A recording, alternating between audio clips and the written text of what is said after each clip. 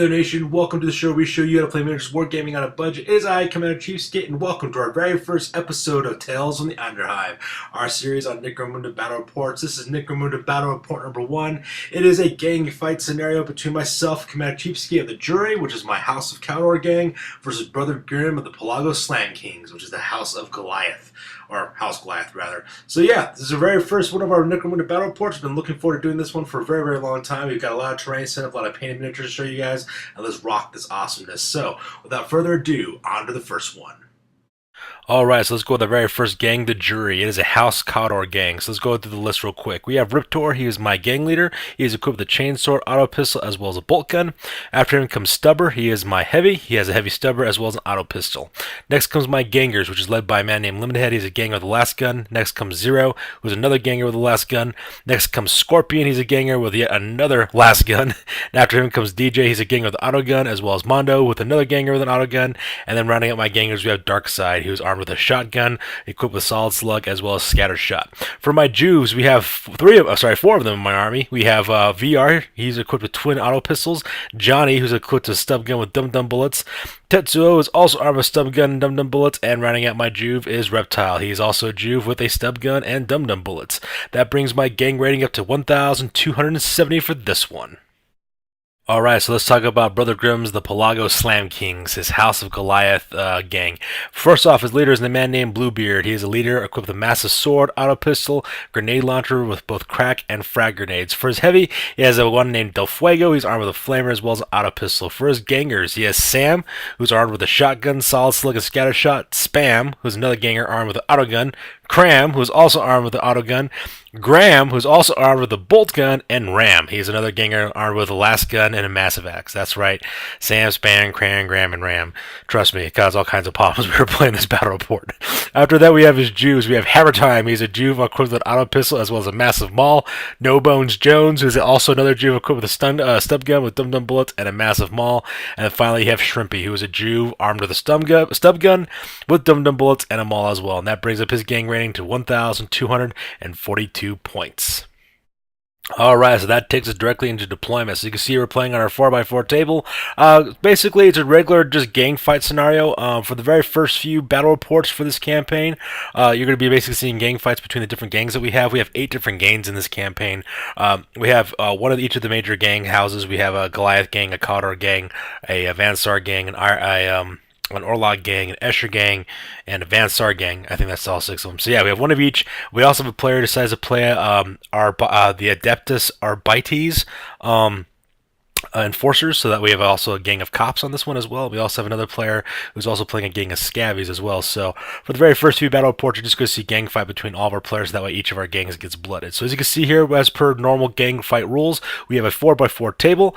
As you can see scattered out in the middle there, we got our terrain from the basic box game art as well. We also have Alexander's department store the very far right, far back there. We also got the river sludge make up the far right border. We also got craters set up all over the place, as well as shipping containers. In this battle report, I'm on the near side of the board, and my opponent, Brother Grimm, has deployed on the far side of the board. So let's go down to each one of the deployment zones. Alright, so let's go and start off with my center deployment. As you can see here, basically I have 3 of my gangers as well as my heavy equipped right here next to the the crater. I got Limited Scorpion as well as Zero with my heavy stubber. They're located there and basically just taking opposition right across the alley from my opponent's deployment zone. My main idea here for this tactic is for these guys to kind of make their way into the buildings, take up fighting positions, and basically be what I like to call a suppressive element. Their idea is to lay down field of fire right into the middle of the board and keep that open area under lockdown, so that way my flankers on the right hand side of my deployment can just kind of swoop in and destroy them that way. So that's deployment here in the center. Alright, here's deployment here on my right-hand flank. So as you can see, I have all 4 of my Jews as well as my leader. So I have VR, Reptile, Johnny, as well as Tetsuo, and he's also here with Riptor, my leader, so that way they can kind of keep together and be able to still maintain leadership bonuses. And as I said before, my main plot is to have my Jews as well as my leader kind of swoop there on the right-hand flank and try to hit him from the right and try to envelop him that way. I have 3 of my gangers not being here. 2 of them are equipped with auto rifles, the other one's equipped with a shotgun, so that's Mondo, DJ, as well as Darkside. They're not here, and the reason why is because I have vents as one of my territories. Sorry, not vents. I have tunnels as one of my territories. So I'm keeping them reserved until after my first player moves, so that way I can pop them up on my opponent's side of the board and just kind of envelop them that way. So that makes a deployment for the Jury on this one. And here's deployment for the Pelago-Slam Kings. So as you can see in his deployment zone, he only has 4 members of his gang on the table. And the reason why is because my opponent has both vents as well as tunnels. So half of his gang, more than half of his gang actually, 60% of his gang is actually in hiding right now. They're going to have to plan to deploy later on. Which is going to make things kind of interesting for me because a lot of those guys just remain hidden. So as you can see there behind his little earthwork fortification, he has his leader Bluebeard as well as his heavy Del Fuego. Also located there are Sam and Cram, I think is who they are. Yeah, Sam. That's right. Sam's the guy with the shotgun, and Ram. That's it. So it's Sam and Ram. Like I said, this is going to cause all kinds of problems in this battle report, and it caused some problems when we were playing the game as well. So yeah, that's the plan for my opponent using Alexander's department store to cover his flank. Alright, so we're off to the top of turn 1 after movement for the Goliath. My opponent, Brother Graham, won the initiative on this one, so as you can see here for his movement, he basically just moves up very cautiously, in my opinion. He runs up Bluebeard, he also runs up his shotgun wielder Sam up behind that little sniper tower right there located on the left hand side. He also puts Del Fuego as well as round to the right hand corner of Alexander's department store as well, kind of taking cover. I can see why he's kind of anxious as well. That huge area right in front of him is open field of fire, nothing much more with craters, so at best he's getting soft cover for -1 to hit on that part, so he's kind of being cautious on that part. And since there's no shooting or hand-to-hand combat or recovery during this part because we're just starting out, that pretty much makes up his movement phase, and then he goes on to deploy his hidden assets through the vents as well as through the tunnels. Alright, so as you can see here, he just deployed the rest of his forces up here on top of the main structure using the vent special rules. So he basically drops his guys located right there on top of the second story portion of that part. What it does allows you to infiltrate troops into anywhere that you want to go, basically, so long as you have above ground and no longer not 8 inches of anybody. So you can see you have Spam, his gang with the auto rifle, as well as Cram, as well as Graham. So those 3 guys are occupying positions there on top of his structure there right in the middle of the board. So that's deployment for his troops after using vent special rules.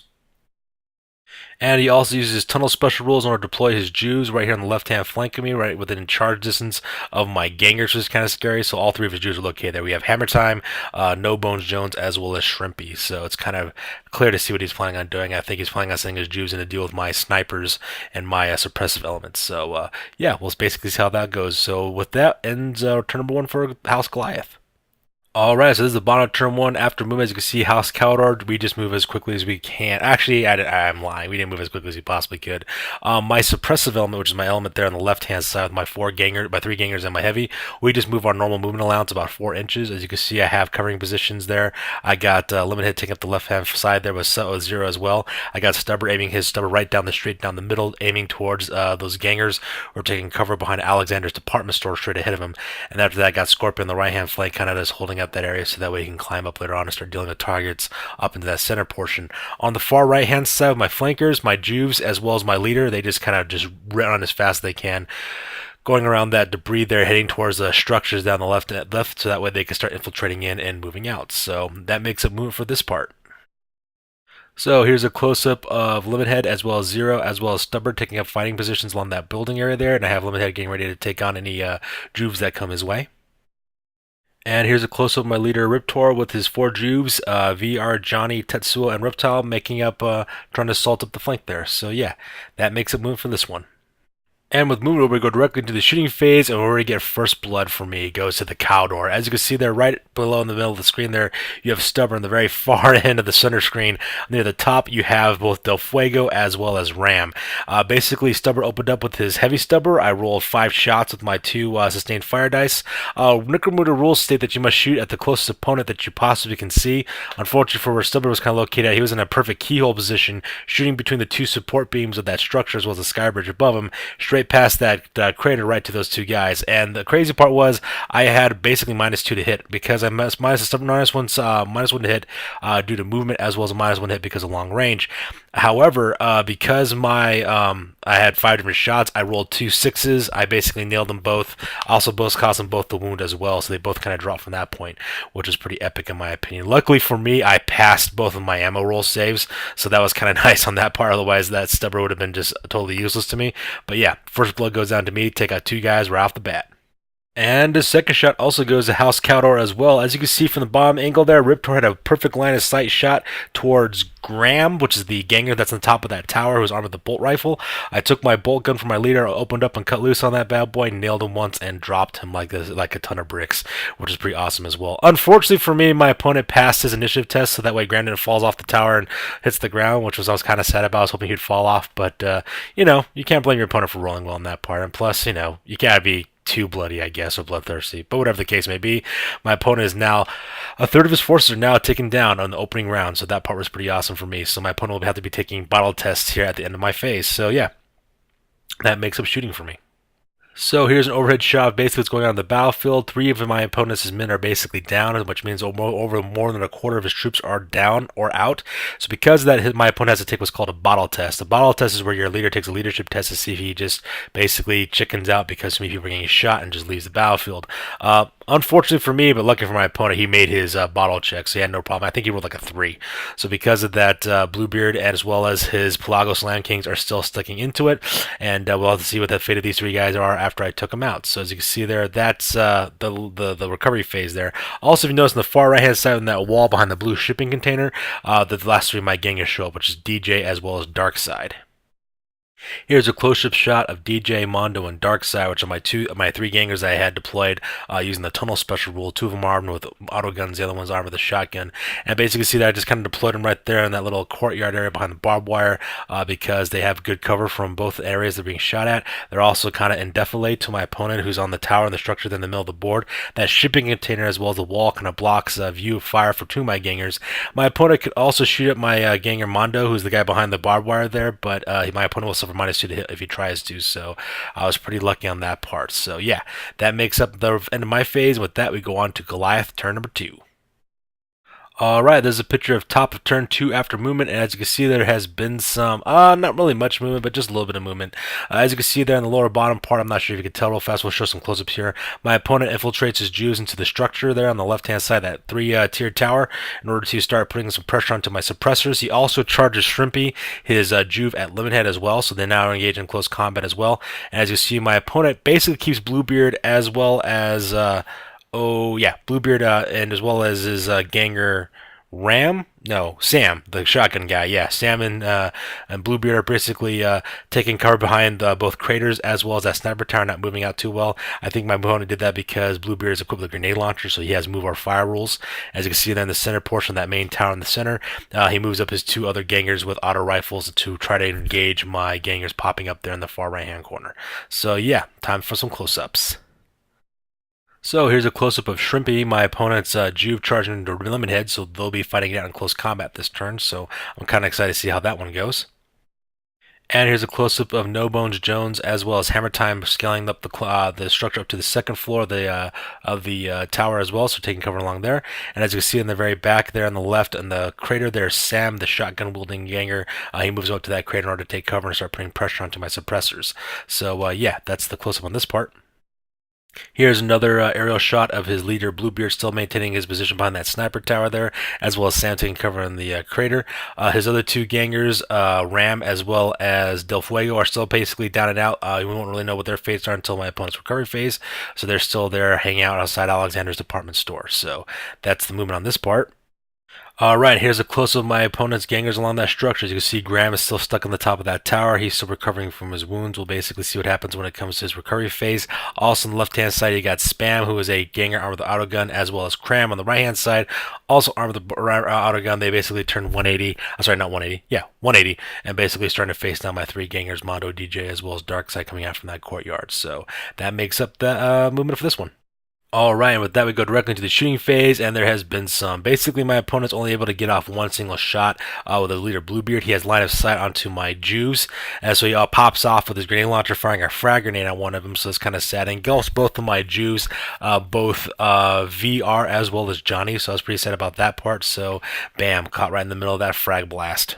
Luckily for me, he only managed to wound one of my Juves. That's VR. He's the guy armed with the 2 auto pistols, so he is down right now. So we'll have to figure out what his fate's going to be during the recovery phase, and Johnny just basically walks away from that. So with my opponent shooting pretty much done, we go directly to the close combat phase.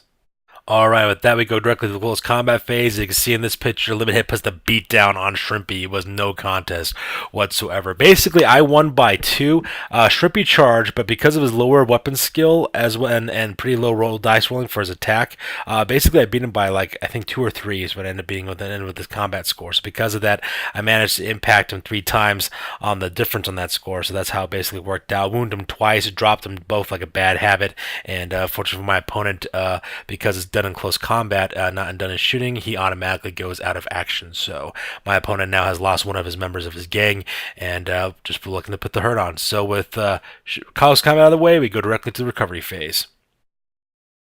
All right, so during the recovery phase, my opponent rolls up for the dice. Basically, his 2 men are all 3 of his guys are still out of action. All they can really do is crawl 2 inches. So you can see in the center there, Del Fuego as well as Ram crawl towards the crater, try to seek cover, trying to get out of the field of fire from Stubber, and Graham at the same time just kind of stuck at the top of that tower, unable to go anywhere because he's kind of isolated at that point.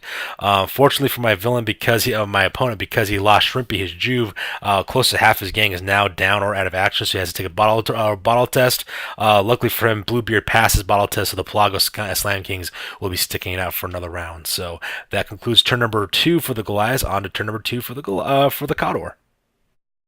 Alright, this is the bottom of turn 2 after movement for House Cawdor. As you can see, I moved my jury guys up. There's been quite a bit of movement. As you can see, I sent both Zero as well as Limited crawling up to the upper levels of that tower. Limited is now on the second floor, getting ready to intercept the 2 Juves, No Bone Jones, as well as, what's the other guy's name? No Bones Jones and Hammer Time. Ready to intercept them as well. I put Zero at the very top so that we can start taking shots out at my opponent's leader, as well as maybe put some pressure onto those guys, those 2 gangers on the structure there. As you can see there, I also moved Stubber up 4 inches as well, taking more cover position behind that pylon, so that way I can get a clear gunshot at both Hammer Time as well as my opponent's leader as well. On the right hand side, you can see I got Scorpion. He climbed to the second portion there, laying cover from the bridge, sky bridge, to put down into the center portion of that tower, so that way if those Juves decide to come around the corner, they'll get shot at. And same thing with Riptor, my gang leader. He pops up there on the right hand side on the second floor of that tower as well, to put some pressure onto the structure in the center. And the very far right hand side, I'm not sure if you can really see it, I got my Juves lined up into that next pylon, ready to climb with the next turn to charge into that main center structure. And also in the far right hand corner there, I kept Mondo and DJ where they're located. I just kind of basically moved a couple edges to the left and right, so that way they could start taking pot shots at the gangers and at the Goliath in that center portion. And Darkseid, because he's armed with that shotgun, I have him go around that shipping container on the right hand side there, so that way he can start assaulting and moving through. So yeah, that makes a movement for this one. Here's a close-up of my 3 remaining Jews, Johnny, VR, and Reptile. Unfortunately for me, VR did not make it. He went out of action, so for chalk up the first one, lost for my guy, so that part was kind of sad. But the other 3 Jews, though, they're raring for some revenge. They basically run to the base of that tower, so that way, that walkway, so that way next time they can pop to the top and start spraying some lead down upon my opponents. And here is a close-up of my gangers who are located there in the far right-hand corner of the board. As you can see, Mondo and DJ just shuffle a little bit so that way they can get better shooting positions at the Goliaths. And as you can see there, I ran Darkseid out of that courtyard around to the corner of the shipping container, so that way he can start putting on some pressure on my opponent's next turn and start assaulting through. So with that being said, with movement done, we go directly onto the shooting phase. Alright, so during the shooting phase, I roll 3 sustained fire dice for Stubber. He cuts loose on that ganger Sam, the guy who's armed with the shotgun there in the crater. According to Necromunda rules, you have to shoot at the very first guy that's in your position. So basically, that's the first guy I fired at. I missed my first shot, but managed to hit with my last 2 shots. The very third shot, however, I rolled a 6, and so because I got to take an ammo roll test after I wounded the guy, I basically knocked him, caused him a wound, dropped him to the ground as well. So Sam is now out. So now officially half of my opponent's gang is now down or out of action. So it's really taking a toll on my opponents. So I had to take my ammo roll test. Unfortunately for me, Stubber failed his ammo roll, so the heavy Stubber that he's packing is now useless. Luckily for me, I gave him an auto pistol as backup, so now Stubber is reduced to just a regular pistol packing ganger now. So that part was kind of cool. Over on this part, as you can see there, I basically hit spam. Yeah, I basically hit spam. I pinned him down. Unfortunately, I didn't kill him, but I did manage to pin the guy. Mondo took a shot. Sorry, not Mondo. DJ took a shot at him from between the holes in the brick wall over the top of that shipping container right at him. I hit him, but unfortunately, I did not manage to wound him at all. So because of that, he is now pinned. Basically, he has to take leadership tests in order for him to get out of the situation that he's in. So while he might not be dead and out of action, at least the guy's pinned, which I'll take. So that's kind of nice. During the recovery phase, I rolled a 6 for VR, my twin auto pistol packing Jew, so now he is out of action, so that's kind of sad. I'll have to take a roll on the serious injury table to see what happens to him, but for the now, I've taken my very first loss for my gang, which is pretty sad. But you know what? In retrospect, I'm not doing that bad. I mean, I'm wiping the walls with my buddy Brother Grimm and his Pelago-Slam Kings, so right now we're doing okay there, but for now, it still kind of gets you, though. Still kind of gets you.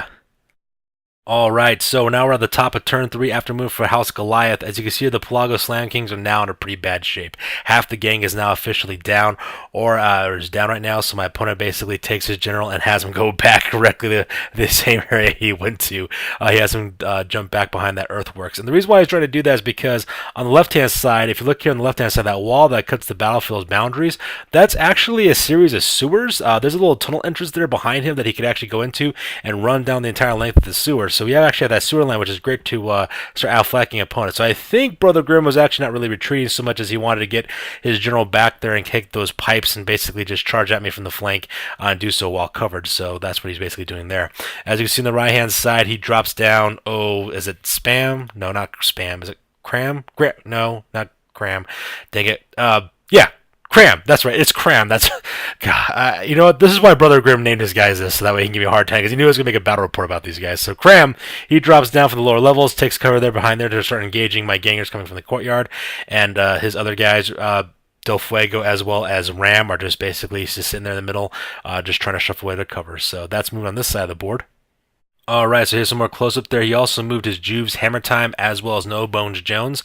Hammer Time, he just basically moved up the 4 inches around the corner to engage me, so that way we can start shooting at each other for the next round. So that would be kind of intense with gunfire from Juves. As you can see in the top there, No Bones Jones drops to the very top where Zero is and lines him up perfect for a perfect pistol shot right in the face at point blank. So that makes up my opponent's movement phase, and with that we go directly into shooting. In the shooting phase, I ended up actually being really, really lucky. My opponent's Juve Hammer Time tries to open up on Limit Hit, and I was kind of worried because if Limit Hit took hit, he'd have to pass an initiative test or fall off the edge of that building. So, luckily for me, however, my opponent missed his shot, so that shot just kind of went wide, so nothing to worry about there. However, on the very top level there, No Bones Jones basically aims his dum-dum bullet right, his stub gun right dead center mass of Zero, pulls the trigger, nails him, knocks him right off his feet, and manages to win my poor guy. Luckily for me, when I took the initiative test to see if Zero fell off or not, I rolled a 2, so because of that, Zero stays exactly where he is on the edge of the building, kind of basically just at the mercy of No Bones Jones. So I'm kind of worried about it. My opponent will probably charge at him next turn, just kind of finish him off with close combat. So that makes up shooting for this part. And since there's no close combat, we go directly into my opponent's recovery phase. I apologize. I made a mistake there. Zero wasn't wounded. He was just pinned is what it was. So, yeah, that's exactly what happened. And my opponent rolled a 6 for him to be able to hit. So because that, he had to take an ammo test for his dum-dum bullets. But since he's using dum-dum bullets inside of his stub gun, he automatically fails on that portion. So my opponent's gun is now useless. And Zero is now pinned is what happens. That's right. And unfortunately for my opponent, this is also the shot at the end of the game as well. With half of his gang down, one guy already out of half his gang down, he rolls for his leadership test. He rolls a 10. So unfortunately for him, my opponent failed his bottle test, and his gang basically just slithers back from the darkness from which they came. So this ends up being a victory for the jury. So not bad for my very first battle report. It is kind of short because battle reports for Necromunda aren't very long by nature. So let's go on and talk about the after action report, because this one is now over. That's it, man. Game over, man. It's game over. I hold the mic device with force. I keep it away, of course, and I'm keeping you from sleeping. And on the stage of rage, and I'm rolling to the poor, no metaphors. I ain't bluffing, there's nothing that we ain't did before. We played the stage, the points made, you consider it done by the prophet of rage. Can you kick it up? Alright, now it's time for the after action report. This is the part of the battle report where we talk about what went well, what went poorly, and what we can learn for the next time that we do battle. This was an after action report for the very first battle report for our Tales of the Underhive Necromunda campaign. This was a gang fight scenario. It was fought between myself, Commander CheapSkate of the jury of House Cawdor, versus Brother Grimm of the Pelago-Slam Kings of the House Goliath. It ended up being a victory for yours truly. So let's go ahead and talk about the breakup of what happened after the battle took place. So we have the post-game part where we basically talk about rolling for injuries, rolling for kind of gear they're buying, what kind of income you're making for your gang, all those kind of things. Also for experience points in some cases. So let's just talk about what happened. breakdown for the jury. First of all, Riptor, the leader, he basically leveled up, got +1 for his leadership, which is going to be really important for me, especially when we go into battle tests. So that part was kind of nice. My heavy stubber also got a level up as well. He put down like 4 different wounds on this battle report, so because of that, he got a level up for one of his statistics. He got a +1 for his ballistic skill, so now he's even deadlier with his stubber. Next comes Limithead. He's my ganger. He basically got the True Grit Frosty skill as well, basically putting the smackdown onto one of those juves, basically put up to the next level. So because of that, he's now got True Grit, which is kind of cool too, which means that if he's ever pinned, he could just, pull it together and move out. No, I'm sorry, not pinned. If he ever takes a flesh wound, he rolls a 1 or 2 for a flesh wound, just get right back on his feet again and starts fighting again. 2 of my gangers, however, suffered injuries on the injury chart. First of all, VR, my Juve, he got the skill Nerves of Steel. He was able to get that because he managed to level up to the next level, which was pretty cool. He rolled a 6 for his experience for this battle report. However, he did suffer an old battle wound, so because of that, every single time I have him go into the next fight, I have to roll a d6 to see whether he can participate in the next fight or not, so that part was kind of sad.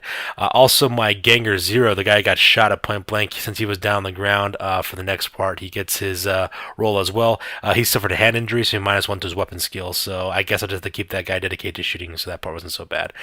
In the end, I managed to earn 86 credits for my territory as well. At the same time, my opponent Spam, one of his guys Spam, he got captured when he rolled on this serious injury table, so basically we had to renegotiate Spam's release back to the Pelago-Slam Kings. In the end, I did negotiate with Brother Grimm.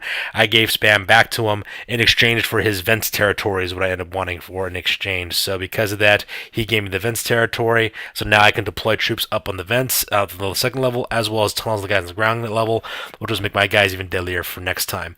When we went to the Wasteland Trader, I basically purchased a blind snake pouch for Stubber, so that way he can get initiative check every single time he puts on Overwatch. I'm sorry, is a victim Overwatch. That way I can watch out for that guy because he's one of the deadliest guys in my group right now. And I also bought infrared goggles from Limithead because he seems like he's doing pretty good with True Grit and infrared goggles. If I ever use him for a scenario where he has to be on point, it ends up working well. So after all the new purchases, the money I made, as well as new experience, my gang rating increased to 1397.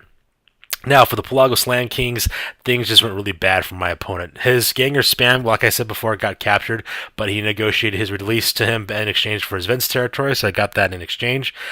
My opponent was got to lose one of his territories anyways because he lost so many guys by the end of the battle report, but he figured, it would be safe, so I just basically counted that territory that he gives up as the one that he uses for negotiation for his guys, so I took Vents for that. 2 of his gangers, Sam and Graham. Sam was the guy who was armed with a shotgun, and Graham was the bolter-equipped Goliath who was on top of the tower. When they rolled in the serious injury chart after the battle ended, both came up dead, which was really kind of sad for my opponent. So right off the bat, my opponent lost 2 of his gangers, and it's just a bad way to start off a new campaign.